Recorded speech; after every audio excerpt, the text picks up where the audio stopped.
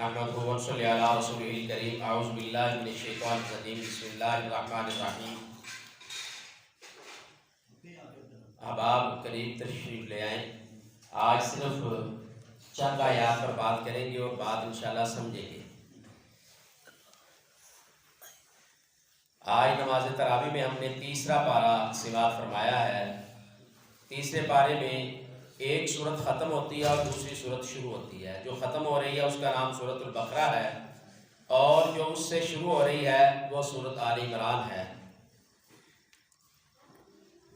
تیسرا پارہ جس آیت کریمہ سے شروع ہوتا ہے، یہ آج کا ہمارا جو خلاصہ ہے، اس کو ہم نے نام دیا ہوا ہے پہچان القرآن، قرآن کریم کی پہچان کرنا۔ چاہے وہ ہم ایک آیت کریمہ کی کریں، زیادہ کی کریں، انشاءاللہ العزیز اللہ تعالی ہمیں اس پر عمل کی توفیق عطا فرمائے۔ پہلی آیت کریمہ یہ ہے تِلْكَ الرُّسُلُ فَضَّلْنَا بَعْضَهُمْ عَلَى بَعْضٍ مِّنْهُمْ مَنْ كَلَّمَ اللَّهُ وَرَفَعَ بَعْضَهُمْ دَرَجَاتٍ وَآتَيْنَا عِيسَى ابْنَ مَرْيَمَ الْبَيِّنَاتِ وَأَيَّدْنَاهُ بِرُوحِ الْقُدُسِ وَلَوْ شَاءَ اللَّهُ مَا اقْتَتَلَ الَّذِينَ مِن بَعْدِهِم مِّن بَعْدِ مَا جَاءَتْهُمُ الْبَيِّنَاتُ وَلَٰكِنِ اخْتَلَفُوا فَمِنْهُم مَّنْ آمَنَ وَمِنْهُم مَّنْ كَفَرَ وَلَوْ شَاءَ اللَّهُ مَا اقْتَتَلُوا وَلَٰكِنَّ اللَّهَ يَفْعَلُ مَا يُرِيدُ۔ اس آیت کریمہ میں جو تیسرے پارے کی پہلی آیت ہے، اس میں اللہ تعالیٰ نے ابتدا کی ہے اور یہ بات سمجھائی ہے کہ ہم نے اپنے رسولوں کو، اللہ تعالیٰ نے جن انسانوں کو رسولوں کا مرتبہ دیا ہے، انبیاء اور رسول بنایا ہے، فرمایا ہم نے رسولوں کو بعض رسولوں پر فضیلت دی ہے۔ اللہ تعالیٰ نے رسولوں کو بعض رسولوں پر فضیلت دی ہے اور اس کی مختلف کیفیات ہیں۔ کسی سے بات کر کے اللہ نے اسے فضیلت دی ہے اور کسی کو کوئی اور معجزہ اور رتبہ دے کر دوسرے رسولوں سے فضیلت دی ہے۔ یہ اللہ کی مرضی اور منشا ہے، کیونکہ وہ خالق کائنات ہے نا، وہ بادشاہ ہے، مالک یوم الدین، ملکوت السماوات والارض، آسمانوں اور زمینوں کا شہنشاہ ہے، وہ جو چاہے کر سکتا ہے، اس سے کوئی پوچھ نہیں سکتا۔ اللہ تعالیٰ نے اپنے بعض رسولوں کو بعض رسولوں پر فضیلت دی ہے، کسی سے کلام کر کے، کسی کو کسی اور وجہ سے، کسی معجزے سے اللہ نے اس کا درجہ بلند کیا ہے۔ اگلی آیت کریمہ میں اللہ تعالیٰ نے ایمان والوں سے مخاطب ہو کر کہا ہے اس وقت کے آنے سے پہلے اپنا مال خرچ کر لو۔ اس وقت کے آنے سے پہلے اپنا مال خرچ کر لو کہ پھر اس دن اس وقت نہ تو کسی سے کوئی چیز خریدی جائے گی، نہ کوئی چیز کوئی فروخت کر سکے گا، نہ کوئی کسی کا کوئی رشتہ، کوئی تعلق، کوئی مال کسی کے کام نہیں آئے گا۔ وہ وقت کون سا دن ہے؟ اگر دنیاوی اعتبار سے دیکھیں تو وہ پہلے تو موت کا وقت ہے نا، موت آ گئی تو سمجھو پھر وہ کچھ بھی خرچ کرنا چاہیے اس کو کوئی فائدہ نہیں ہے۔ اور دوسرا اگر اس کو سمجھا جائے تو وہ قیامت کا دن ہے، محشر کے دن انسان کے پاس دنیا میں بڑا کچھ تھا لیکن اس نے دنیا میں اللہ کی رضا کے لیے خرچ نہیں کیا، اس مال میں سے، اس رزق میں سے جو اللہ نے ہی خود دیا تھا۔ اگر میرے پاس آج مال و دولت ہے تو میں کہاں سے لے کے آیا ہوں؟ کیوں نہیں پایا؟ مجھے اللہ نے دیا نا، میں کو پیچھے سے تو نہیں لے کے آیا۔ اگر میرے والدین کو اللہ نے مال و دولت دیا ہے تو وہ کہاں سے لائے ہیں؟ ان کو بھی میرے رب نے دیا ہے، ان کو بھی میرے رب نے دیا ہے۔ اس میں انسان کی بس کی بات ہی نہیں۔ اب وہ مال جو اللہ نے دیا ہے وہ اس کو خرچ نہیں کرتا تو پھر قیامت کے دن یا موت سے پہلے یا موت کی نشانیاں آنے کے بعد وہ خرچ کرنا چاہے تو پھر اس کو اس کا کوئی فائدہ نہیں ہے۔ ولا خلا ولا شفا، پھر اس دن کوئی سفارش نہیں ہوگی، پھر کوئی دوستی بھائی چارہ کام نہیں آئے گا۔ اگر کچھ خرچ کرنا چاہتے ہو تو اللہ کہتا ہے اپنی زندگی میں، صحت میں، تندرستی میں جب عقل کام کر رہی ہے پھر خرچ کرو۔ پھر خرچ کرو گے تو تم پر کوئی تم پر انگلی نہیں اٹھائے گا، کوئی تمہیں روکے گا نہیں، اپنا مال جس طرح تم چاہتے ہو اللہ کے راستے میں خرچ کر سکتے ہو۔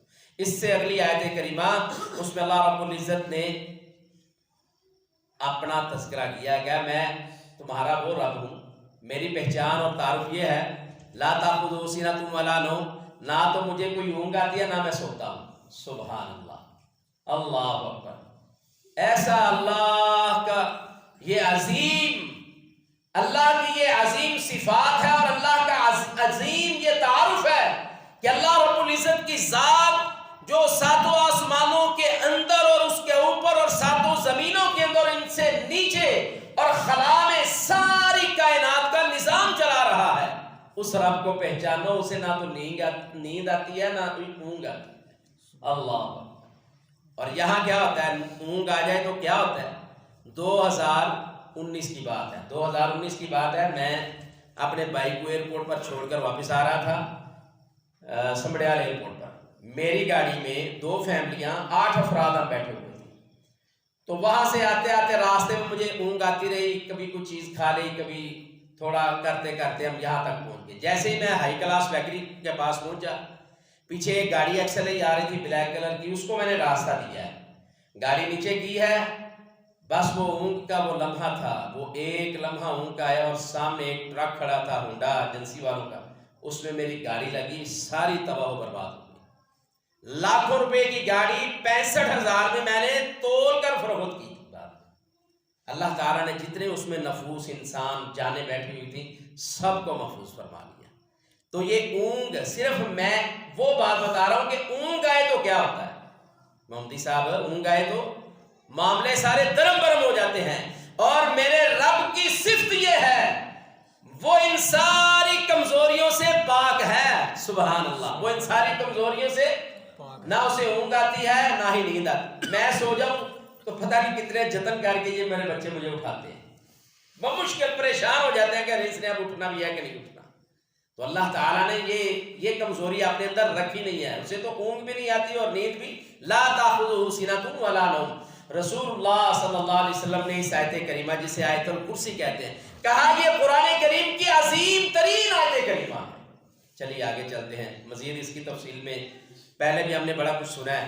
اس سے اگلا رکوع ہے، اس رکوع میں ماشاءاللہ 3 آیات ہیں، اور 3 آیات میں اللہ تعالیٰ نے 3 واقعے بیان کیے ہیں، عقل والوں کے لیے، نصیحت والوں کے لیے اس میں بڑے سبق ہیں۔ پہلی آیت کیا ہے؟ جناب ابراہیم علیہ السلام کا وہ جھگڑا ہے، ان آتاہ اللہ الملک، اس آدمی کے بارے میں جس کو اللہ نے بادشاہی دی تھی زمین میں۔ آج کے ظالموں کے لیے بھی پیغام ہے، اللہ تعالیٰ کسی کو اگر کوئی منصب دیتا ہے نا، کوئی ذمہ داری دیتا ہے تو اسے اللہ کے حکم کے مطابق پورا کرنا چاہیے، خود ظالم اور فرعون نہیں بننا چاہیے۔ اگر وہ فرعون بنے گا تو اللہ پھر موسیٰ کو کسی کو بنا کر بھیجے گا ہی نا۔ اگر وہ ظلم کرے گا تو جناب اللہ رب العزت پھر پکڑ تو کریں گے نا اس کی۔ اللہ کہتے ہیں الم تر الی الذی حاج ابراہیم فی ربہ ان آتاہ اللہ الملک، اللہ نے ایک آدمی کو بادشاہی دی، وہ اتنا ظالم نکلا، اتنا وہ سرکش بنا، اس نے جس رب نے اس کو بادشاہی دی تھی اس کو چھوڑ کے وہ خود کہنے لگا میں رب ہوں، نعوذ باللہ من ذالک۔ اس نے کیا کہا؟ میں ہی رب ہوں۔ جناب ابراہیم علیہ السلام نے اس سے مکالمہ کیا، کہا اذ قال ابراہیم ربی الذی یحیی و یمیت، ابراہیم علیہ السلام کہتے ہیں میرا رب پروردگار سونا اللہ وہ ہے جو زندہ بھی کرتا ہے اور مارتا بھی ہے۔ وہ کہتا ہے انا احیی و امیت، کہتا ہے میں بھی یہ کام کر لیتا ہوں۔ جناب ابراہیم علیہ السلام نے کہا فإن اللہ یأتی بالشمس من المشرق فأت بها من المغرب، میرے رب کا تعارف یہ ہے کہ وہ سورج کو صبح کے وقت نکالتا ہے تو مشرق سے نکالتا ہے۔ تو کہتا ہے میں رب ہوں، پھر نکال مغرب کی طرف سے لا، پھر تو اگر واقعی سچا رب ہے پھر تو مغرب کی طرف سے سورج کو نکال۔ تو اللہ تعالیٰ نے یہاں جو کلمہ بولا ہے نا قرآن میں جو نازل کیا، فرمایا فَبُهِتَ الَّذِي كَفَرَ، فَبُهِتَ الَّذِي كَفَرَ، پھر وہ کافر جو ہے وہ لاجواب ہو گیا۔ اس کا سادہ معنی یہ ہے، لیکن جو اللہ تعالیٰ نے جس لہجے میں اللہ نے جواب دیا اس کا مطلب یہ ہے کہ اس کی بولتی بند ہو گئی، اس کا ناطقہ بند ہو گیا، اس کا دماغ، اس کا دل، دماغ، زبان، ہر چیز پکڑ میں آ گئی کہ اب میں کیا جواب دوں، اب میں کیسے سورج کو یہاں سے نکالوں، ادھر سے میں سورج کو کیسے نکال سکتا ہوں۔ روح تو مار سکتا تھا کہ اللہ نکالتا، میں کہتا یہ میں نے نکالا، وہ بھی نہیں کام چلا۔ تو جناب ابراہیم علیہ السلام نے اللہ کی توحید کے لیے زبردست قسم کا اس کا مقابلہ کیا، اس سے بات چیت کی، بات چیت میں اس کو لاجواب کیا، اور پھر لوگوں پر اللہ کی توحید کی دعوت کو واضح کیا۔ لوگوں نے سمجھا کہ جناب ابراہیم علیہ السلام کی دعوت سچائی پر ہے، حق پر مبنی ہے، اور یہ ظالم جو ہے نا یہ جھوٹا خدا بنا ہوا ہے۔ فَبُهِتَ الَّذِي كَفَرَ وَاللَّهُ لَا يَهْدِي الْقَوْمَ الظَّالِمِينَ، یہ ایک واقعہ۔ اگلی آیت میں دوسرا واقعہ أَوْ كَالَّذِي مَرَّ عَلَىٰ قَرْيَةٍ وَهِيَ خَاوِيَةٌ عَلَىٰ عُرُوشِهَا، وہ یہ ہے کہ ایک شخص ایک بستی سے گزر رہا تھا۔ ادھر میری طرف توجہ کریں، آپ کو انشاءاللہ اس کا بڑا فائدہ ہوگا۔ ایک شخص ایک بستی سے گزر رہا تھا، وہ بستی اپنے پائے جو ہوتے ہیں ستونوں کے اوپر گری ہوئی تھی۔ أَوْ كَالَّذِي مَرَّ عَلَىٰ قَرْيَةٍ وَهِيَ خَاوِيَةٌ عَلَىٰ عُرُوشِهَا، یعنی وہ جو بستی تھی اس کے دیواریں جو تھی وہ گری ہوئی تھی، اور چھت کے چھت پورے کے پورے اس کے جو زمین پر پڑے ہوئے تھے، بسم ہوئی پڑی تھی۔ تو وہ جو شخص وہاں سے گزر رہا تھا اس نے کہا قَالَ أَنَّىٰ يُحْيِي هَٰذِهِ اللَّهُ بَعْدَ مَوْتِهَا، یہ جس طرح یہ ساری قوم، پوری بستی، قریہ، یہ علاقہ تباہ و برباد ہو گئے، ان کا نام و نشان ہی نہیں بچا، یہ کیسے اللہ ان کو دوبارہ زندہ کرے گا؟ اللہ ان کو دوبارہ کیسے زندہ کرے گا؟ یہاں میں ایک وضاحت کرنا چاہتا ہوں۔ ہمارے ہاں یہ بات مشہور ہے کہ یہ واقعہ جناب حضرت عزیر علیہ السلام کا ہے، لیکن اللہ تعالیٰ نے حضرت عزیر علیہ السلام کا نام نہیں لیا۔ اگر ابراہیم کا نام لیا تو عزیر کا بھی تو لے سکتے تھے نا اللہ تعالیٰ، ایک آیت کے بعد دوسری آیت میں یہ واقعہ ہے، لیکن اللہ تعالیٰ نے جناب عزیر کا نام نہیں لیا، ایک شخص کا تذکرہ کیا ہے۔ تو تفاسیر اور اس کے متعلق محدثین نے جو وضاحتیں کی ہیں، انہوں نے کہا کہ غالباً ممکن ہے کہ یہ واقعہ جناب عزیر علیہ السلام کا ہو، لیکن اس کی کوئی دلیل نہیں ہے۔ لیکن بات ہے بڑی مزے کی، کہنے لگا اللہ کیسے اس بستی والوں کو دوبارہ زندہ کر دے گا؟ اللہ اکبر۔ فَأَمَاتَهُ اللَّهُ مِئَةَ عَامٍ، جیسے یہ بات کی اللہ تعالیٰ نے اس مرد کو، اس آدمی کو، اس شخص کو مار دیا جو وہاں سے گزر رہا تھا۔ یہ اپنے ذہن میں منظر لائیں کہ ایک بستی ہے وہ تباہ ہو گئی ہے، بالکل اس کے چھت بھی نیچے گر گئے ہیں، وہاں سے ایک گزرنے والا کہہ رہا ہے یہ دوبارہ زندہ ہو جائیں گے، کیویں اللہ انہیں زندہ کرے گا؟ وہ جو بات کر رہا ہے اللہ تعالیٰ اسے ہی مار دے گا، جو بات کر رہا ہے اسے وہ وہاں ہی موت آ جائے۔ فَأَمَاتَهُ اللَّهُ مِئَةَ عَامٍ، اللہ تعالیٰ نے اسے 100 سال وہاں مار دیا۔ اب 100 سال میں میں یہاں جب آیا تھا تو یہ میرے ڈاکٹر صاحب ہیں، یہ مستری صاحبان ہیں، وہ بھائی جان، ان کو پتہ ہے وہاں سے ہم ملک صاحب کے گھر کے پاس سے نا کسی وقت اتنی کی پانک ڈنڈی ہوتی تھی، وہاں سے گزر کر آتے تھے، اور یہاں سے یہ میرے نمازی بزرگ انہوں نے کئی دفعہ مزدور لگا کے یہاں سے راستہ بنانا کہ گزر کے ہم گھر میں چلے جائیں، ادھر سے واپس آ جائیں۔ یہ ابھی صرف 20-22 سال میں اتنی چینجنگ آ گئی ہے کہ یہ ماشاءاللہ پکے روڈ بن گئے، پانی کا نکاس ہو گیا۔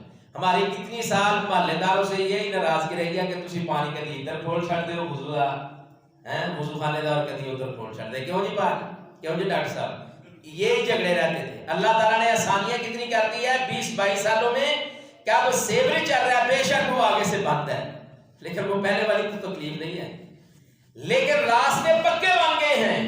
20 سال 22 سال میں جہاں کوئی اب شخص آئے تو وہ کہے گا پتہ نہیں کہ کون سے علاقے میں آ گیا، تو پھر جو 100 سال پڑا رہے فوت ہو جائے، اللہ اسے مار دے، تو پھر اس کے حالات کیا ہوں گے؟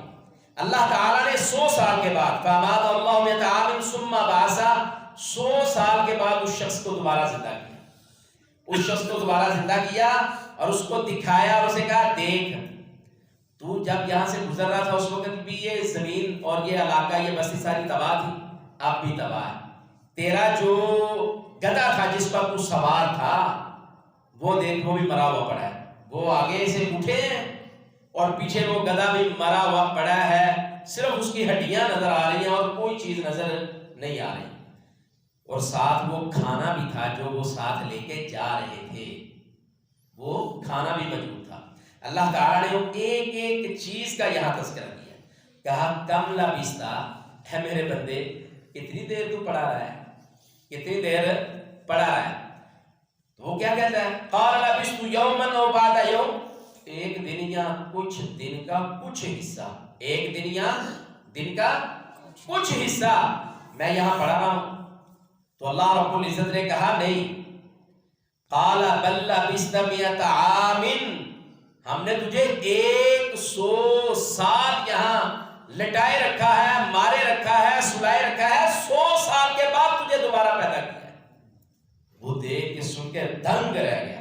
اللہ نے کہا فانظر الی حمارک فانظر الی طعامک و شرابک لم یتسنى۔ اللہ نے کہا پہلے دیکھ وہ کھانا جو تو توشہ اپنے ساتھ لے کے آیا تھا، وہ تیرا کھانا کدھر ہے؟ اس نے دیکھا ادھر کھانا بالکل تازہ پڑا ہوا ہے۔ لم یتسنى، نہ تو اس کھانے کی رنگت چینج ہوئی ہے، نہ ہی اس کا ذائقہ بدلا ہے، بالکل تازے کا تازہ کھانا ہے۔ یہ کس کی شان ہے؟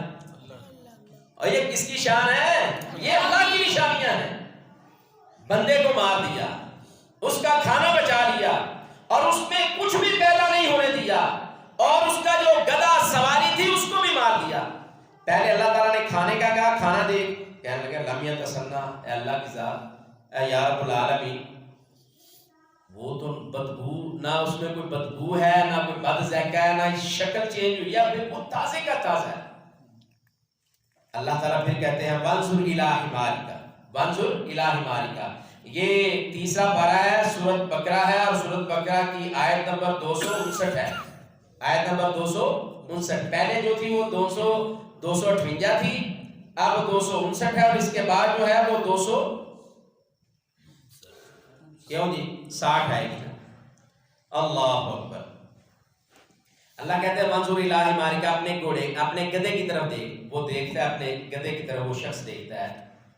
یہ غالب گمان یہی ہے کہ وہ تھے کوئی نہ کوئی اللہ کے رسول ہی تھے۔ اللہ تعالیٰ عام بندوں سے تو بات نہیں نہ کرتا تھا، اللہ تعالیٰ نے جب بھی بات کی ہے اپنے رسولوں سے بات کی ہے۔ یہ بات عقیدے کی ہے، اللہ تعالیٰ نے جب بھی بات کی ہے اپنے رسولوں سے بات کی ہے، اور ڈائریکٹ بات نہیں کی، اللہ تعالیٰ نے فرشتوں کے ذریعے بات کی۔ جو بھی بات اللہ تعالیٰ نے فرشتوں کے ذریعے اپنے رسولوں سے باتیں کی، عام بندوں سے باتیں نہیں کی، یا بڑا ہی کوئی برگزیدہ بندہ اللہ کو بڑا ہی پسند ہے اس سے کوئی بات کر دیا یا اس کو کوئی پیغام پہنچا دیا۔ اب اللہ کہتے ہیں دیکھ اپنا گدھا دیکھ، وہ گدھے کی طرف دیکھتے ہیں، منظور الی حمارک ولنجعلک آیۃ للناس۔ اللہ کہتے ہیں ہم نے تیرے گدھے کو بھی لوگوں کے لیے نشانی بنا دیا، لوگوں کے لیے نصیحت بنا دیا۔ پھر اللہ کہتے ہیں اچھا دیکھو وانظر الی العظام، اس کی ہڈیاں دیکھو۔ وہ پہلے دیکھ کے اللہ کو کہتے ہیں اللہ جی یہ تو اس کی ہڈیاں ہی پڑی ہوئی ہے، میرا گدھا تو یہاں نہیں ہے، کھانا ہے لیکن میری سواری یہاں موجود ہے۔ کہا یہ جو ہڈیاں نا یہ تیری سواری تھی۔ وانظر الی العظام، ان ہڈیوں کی طرف دیکھو، کیف ننشزها، اللہ کہتے ہیں دیکھ ہے میرے محبوب، اے میرے برگزیدہ بندے، دیکھ میں ان کو دوبارہ کس طرح جوڑتا ہوں اور پیدا کرتا ہوں۔ وہ دیکھتے ہیں تو ہر چیز کی ہڈی، ہر جسم کے حصے کی علیحدہ علیحدہ ہڈی اپنی جگہ سے اٹھتی ہے، اور وہ پورے گدھے کی ہڈیاں جمع ہونی شروع ہو جاتی ہیں، پاؤں بن جاتے ہیں، کمر بن جاتی ہے، ٹانگیں بن جاتی ہیں، چونکلے بن جاتے ہیں، اور سر بن جاتا ہے، منہ زبان بن جاتی ہے، سب کچھ بن جاتا ہے۔ وہ اب ہڈیوں کا ڈھانچہ پڑا ہوا ہے۔ پھر اللہ تعالیٰ اپنے بندے سے مخاطب ہو کے کہتے ہیں، اللہ کہتے ہیں کیف ننشزها ثم نکسوها لحما، اچھا اب تو نے دیکھ لیا نا ہم نے کیسے ان کو جوڑا ہے، ہڈیاں علیحدہ علیحدہ پڑی ہوئی تھی، ہم نے کیسے ان کو جوڑا ہے۔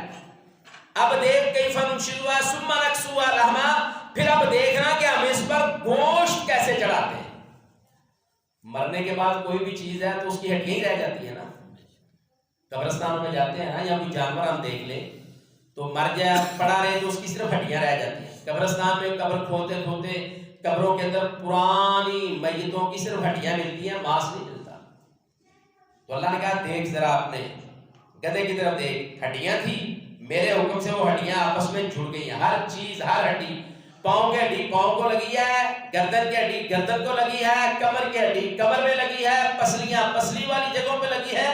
اللہ کہتے ہیں ثم نکسوها لحما، پھر دیکھ ہے میرے محبوب پیغمبر، دیکھ ہم کس طرح اس پر گوشت چڑھا دیتے ہیں۔ منہ والا گوشت منہ پہ آ گیا، کمر والا کمر پہ، ٹانگوں والا ٹانگوں پہ، پیٹ والا پیٹ پہ، اوجری بن گئی، سب کچھ۔ اب وہ گھوڑا جو ہڈیوں کی شکل میں پڑا ہوا تھا وہ چلنے پھرنے ہنانے شروع کر دیتا ہے۔ اللہ ثم نکسوها لحما فلما تبین لهم، اللہ تعالیٰ نے پھر ان ساری چیزوں کو بالکل واضح کر دیا اور کہا قال اعلم ان اللہ علی کل شیء قدیر، انہوں نے کہا یعنی وہ جو پیغمبر وہ شخص تھے، انہوں نے کہا اعلم، سب سے زیادہ جاننے والی کوئی ذات ہے تو میرا رب ہے، بے شک وہ ہر چیز پر قدرت رکھنے والا، یہ مجھے 100 سال مار دیا۔ تو مفسرین نے یہاں لکھا ہے کہ جب ان کو موت آئی نا، اس وقت عصر کے بعد کا غالباً ٹائم تھا، تو تھوڑا سا دن تھا اور روشنی تھی، تو یہ اس وقت اللہ تعالیٰ نے ان کو فوت کر دیا، اور جب دوبارہ اللہ نے ان کو زندہ کیا اس وقت قدرے اندھیرا تھا، تو انہوں نے حساب لگایا جب میں تو اس عصر کے ٹائم کے وقت یہاں سے گزر رہا تھا، ایک دن یا دن کا کچھ حصہ میں مرا رہا ہوں یا سویا رہا ہوں۔ تو اللہ نے کہا 100 سال، یہ ہم رب رحمان کی یہ نشانیاں ہیں۔ اللہ کہتے ہیں ہم نے تجھے 100 سال سلا دیا، مار دیا، بتا کیا فرق پڑا ہے؟ اللہ چاہے تو سب کچھ لمحوں میں بدل دے۔ وہ چند دن پہلے 2 دن پہلے زلزلہ آیا، کیا ہو رہا تھا؟ سابق توبہ استغفار کر رہے تھے، ذرا سی زمین ہلی تھی، اسی زمین کے لیے بھائیوں کو قتل کرتے ہیں، اسی زمین کے لیے باپ کو گھسیٹ کے گھر سے باہر نکالتے ہیں، اسی زمین کے لیے ماں کو گھسیٹ کر باہر نکالتے ہیں، اولاد کو مارتے ہیں، نکالتے ہیں، اور اس زمین پر ذرا سا زلزلہ ہے سب کچھ چھوڑ کے بھاگتے ہیں کہ ہم بچ جائے، زمین جائے جہاں جائے۔ 2 آیات ہوگی، تیسری آیت کیا ہے؟ پھر اللہ تعالیٰ نے ابراہیم علیہ السلام کا تذکرہ کیا۔ ٹائم میں تھوڑا زیادہ لیا تو آپ کو اجازت لے گی 10 کے اجازت لئی ہوں نہیں منگی اجازت، دسیا تو ہم کیا چیک کرنا ہے۔ تیسری آیت کریمہ اس رکوع کی، اس میں تیسرا واقعہ ہے، وہ کیا ہے؟ وہ بھی ابراہیم علیہ السلام کا ہے۔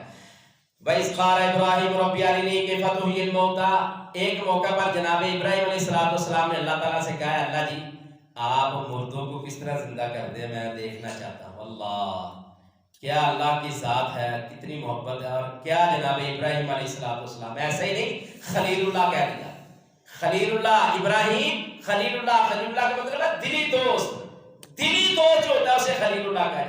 اللہ تعالیٰ کی پوری کائنات میں کوئی بھی توحید کا اعلان کرنے والا نہیں تھا، جناب ابراہیم علیہ السلام اکیلے ہی اللہ کی توحید کے لمبردار تھے پوری دنیا کائنات کے اندر، اور اللہ تعالیٰ نے وہ منظر دے کے کہا ان ابراہیم کان امۃ، یہ اکیلا ابراہیم ہی پوری امت کا میں نے اسے درجہ دیا ہوا ہے، اکیلا، لیکن اس کی استقامت، اس کی دعوت، اس کی توحید، اس کا عقیدہ، اللہ کے معاملات میں اللہ کی توحید کا دفاع کرنا، یہ ساری چیزوں کی وجہ سے اللہ کہتے ہیں ہم نے اکیلے ابراہیم کو پوری امت کا درجہ دیا ہوا ہے۔ اللہ اکبر، ایک طرف پوری امت اور ایک طرف جناب ابراہیم علیہ السلام ہو، تو درجہ کس کا زیادہ ہے؟ ابراہیم علیہ السلام۔ ابراہیم علیہ السلام پھر جس سے دیکھو ہماری بھی آپس میں دوست پیار محبت ہوتی ہیں، اور ہم وہ دوسرے سے وہ بات بھی پوچھ لیتے ہیں جو نہیں پوچھنے والی ہوتی۔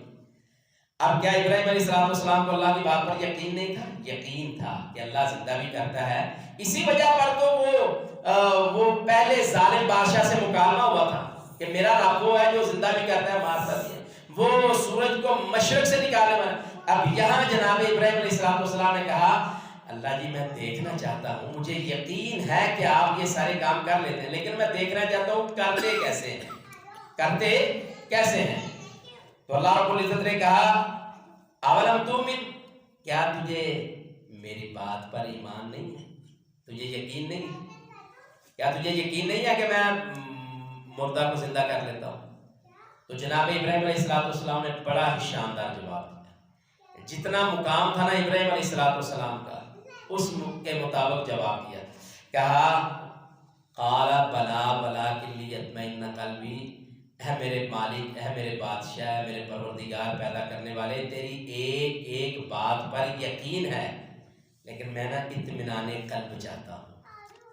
اب پتہ چلا کہ یقین اور بات ہے اور دل کا اطمینان اور بات۔ بساؤ کا میرے ساتھ کئی دفعہ ایسا ہوا، آپ کے ساتھ بھی ہوا ہوگا، کسی بات پر ہمیں پورا یقین ہوتا ہے لیکن دل پھر بھی ڈر رہا ہوتا ہے،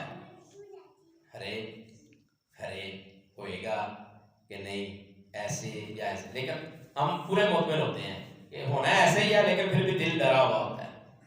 تو وَلَٰكِن لِيَطْمَئِنَّ قَلْبِي، کہا ہے اللہ کی ذات میں دل کا اطمینان چاہتا ہوں، میں دل کا سکون چاہتا ہوں، مجھے یقین ہے آپ زندہ کرتے ہیں مردوں کو، لیکن میں اپنی آنکھوں سے دیکھ کر یقین کرنا چاہتا ہوں، اطمینان قلب چاہتا ہوں۔ سنا ہے، پڑھا ہے، کہا ہے، سب کچھ ہے، لیکن اطمینان قلب چاہتا ہوں۔ تو اللہ تعالیٰ نے کہا قال فخذ أربعة من الطير، پھر ایسے کرو 4 پرندے لے لو. کیا لے لو؟ 4 پرندے لے لو. ان پرندوں کے بارے میں بھی مفسرین نے لکھا ہے کہ وہ 4 پرندے، ایک کبوتر تھا، یاد نہیں ہو رہے تھے میں نے ہاتھ میں لکھ لیے تھے. ایک کبوتر تھا، ایک مور تھا، اور ایک کوا تھا، اور ایک مرغ تھا. مرغ، کوا، کبوتر اور مور، یہ 4 پرندے تھے. تو پہلے انہوں نے حضرت ابراہیم علیہ السلام نے بڑی دیر ان کو اپنے ساتھ رکھا. مانوس ہو گئے، یعنی وہ جانور حضرت ابراہیم علیہ السلام کے ساتھ کیا ہوئے؟ مانوس ہو. وہ پہچانے کہ یہ ہمارا مالک ہے، یہ بندہ ہماری کیئر کرتا ہے، ہمیں کھلاتا ہے، پلاتا ہے، سنبھالتا ہے، ہمارے لاڈ پیار جو ہے یہ برداشت کرتا ہے. مانوس ہو گئے. پھر اس کے بعد اللہ تعالیٰ نے کہا فَصُرْهُنَّ إِلَيْكَ، پھر ایسے کرو ان 4 جانوروں کو ذبح کرو. اللہ اکبر، پہلے محبت، پھر محبت کی قربانی. ایسے نہیں ابراہیم علیہ السلام کو اللہ تعالیٰ نے اتنا بڑا رتبہ دیا، بیٹا بھی پچھلی عمر میں دیا، اور پھر دینے کے بعد خواب میں دکھایا کہ اس کو تو ذبح کر رہا ہے. بیٹے کو بھی کہا، بیٹا کہا اچھا آپ نے خواب میں دیکھا تو میں تیار ہوں، مجھے ذبح کر دو. اللہ، ایسے نہیں اتنے بڑے رتبے ملے. ان ابراہیم کان امۃ واحدہ، اکیلے کو واحد، امت واحدہ کا نام دیا ہے. یہاں کہا ایسے کرو کہ ان سے پیار پڑ گیا نا بہت زیادہ، ایسے کرو اب ان کو ذبح کرو. کتنی بڑی قربانی ہے. ہم اپنی پسند کی چیز نہیں چھوڑتے، ماں باپ کو چھوڑ دیتے ہیں. اپنی ضد نہیں چھوڑتے، ماں باپ کو چھوڑ دیتے. اپنے ماں باپ کا ہی قدر نہیں جانا. ہم اس رات، ایک رات کی ساری زندگی اپنی والدہ ماجدہ کو سر پہ اٹھا کر بیت اللہ کا طواف کرواتے رہے، حج اور عمرے کرواتے رہے. اپنی والدہ کی اس ایک رات کا حق اور بدلہ نہیں دے سکتے. جب میں اپنی ماں کے ساتھ گود میں تھا اور میں نے پیشاب کر دیا، گیلی جگہ پر ماں خود سو گئی اور مجھے اٹھا کے اس نے اپنی گرم اور خشک جگہ پر کر دیا.